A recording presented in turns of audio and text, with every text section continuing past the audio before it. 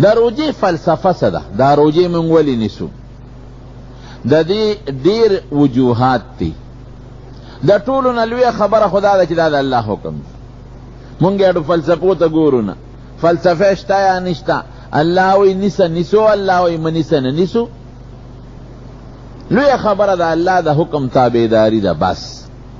او دا په انسان اصل امتحان هم دا دی. ګوره د سار 2 رکعاته کوه خجی 2 بکو، د ماسپښین 4 کوه یا 4 بکو، د مازدیګر بیا 4 کوه 4 بکو، د ماښام 3 کوه جی 3 بکو.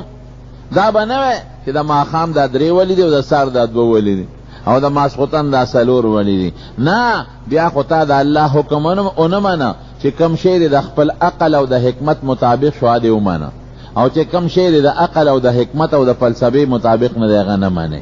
لویه خبره د الله د حکم تابعداري ده. الله وی 2 رکعاته جی 2 بکوم، الله وی 3 بکوم، 4 بکوم. دا تپوس بنه کې چې دا ولې د فلسفو تپوسونه بنه کې.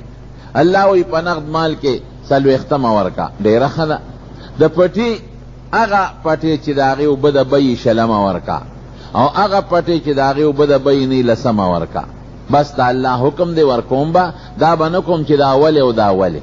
دا ولې خدا مطلب چې ما پوی که چې د ما عقل اخلي او که نه اخلي، نو بیا خو د دې دا مطلب شو چې کم شی ستا عقل اخلي به منې، او که د عقل نه اخلي هغه به نه منې. نو د روجې لوی حکمت دا دی چې دا د الله د طرف نه یو حکم دی او زه د الله حکم منم. یو پلار زوی ته وی بچی دا کار وکړه، نو که دا زوی وتی چې بابا ولې څه چل دی چې دا کار وکړم، نو پلار به ورته کوتکونی چې ته زما په خبره کې دا چل او دا ولې کې، خو زما حکم دی اډر د شا به خامخا دا کار کوم.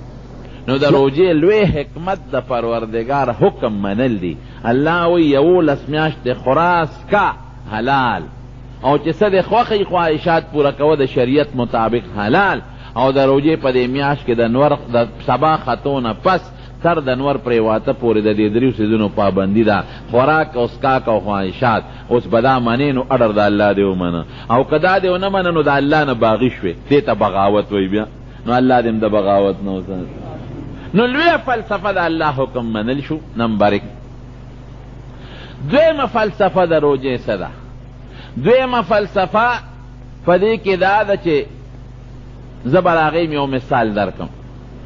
یو سړی چې یو دیوال رنګ کوي لاولې صفا کړي، نو چې پاک کړي نو بیا وله رنګ ورکړي، او چې پاک کړي نه رنګ دی وله ورکړه نو په 3 مرو بسې رنګ راغورځېږي، ځکه خله پاسه پې خوره دوړه پرته. یا یو انسان چې خشته جامې چي، یا یو ښځه ښکلې کالیګانه چي، د هغې نه پس به هغه لامبي ځان به پاکوي، صابون سره به ځان پاک کړي، نوکونه به لرې کړي، او ویښته به صفا کړي، د هغې نه پس رنګ روغندې مږي او خشته جامې دی چي. او که نه ځان یې نی پاک کړی او خیرن خچن مخې د خورو خیرو ډک، نو که ډېرې لسټکې ښځې پورې کړي او ډېر خشته رنګونه په ځان پورې کړي او سړی خشته جامې واچوي، نو ګنټه پس به تسخا بینځي که به نه دي، صفایي ضروري شوه مخکې. دارنګې یو سړی اوسپنې له رنګ ورکوي، نو دې را زنګ به ترې لرګی پر اګمال به یې مږي، او یا به په اور کې بټۍ کې باچي چې زنګ ته لاړ شي، او که زنګ ته لاړ نه او رنګ دې وله ورکړه، نو بلو چې زنګ ته غورځېږي رنګ به ترې دانګي انه ټینګېږي.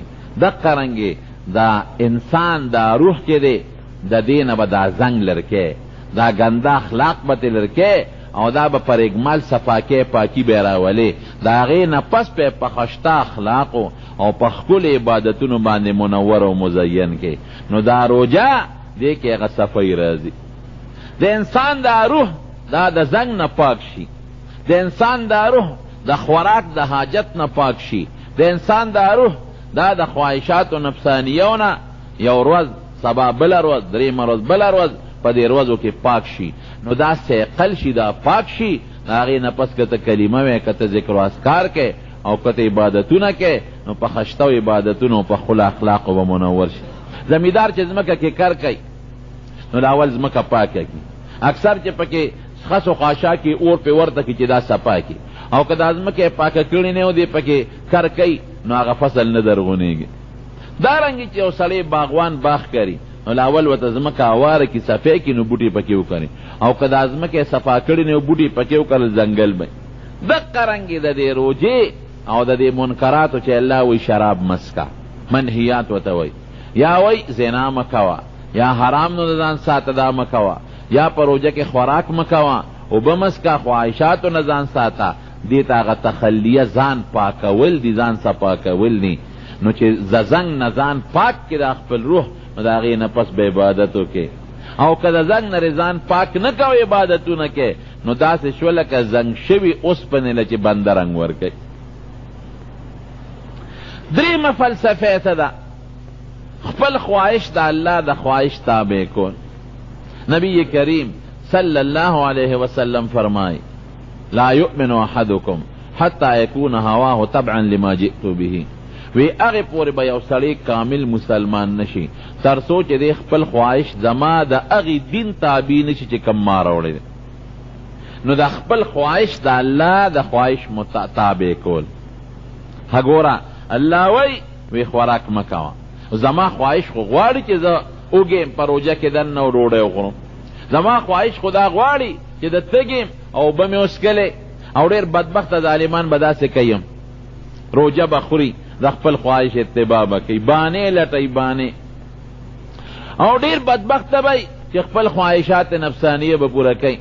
اوس زما خواهش څه وی، ستا خواهش څه وی چې اوبه مسکه، تنده په ځان مه تېره کوه، او لږ هم په ځان مه تېروه، او ډوډۍ هم خوره، میوې هم خوره، او خواهشاتو نه هم ځان مه ساته، خواهشات هم پوره کوه.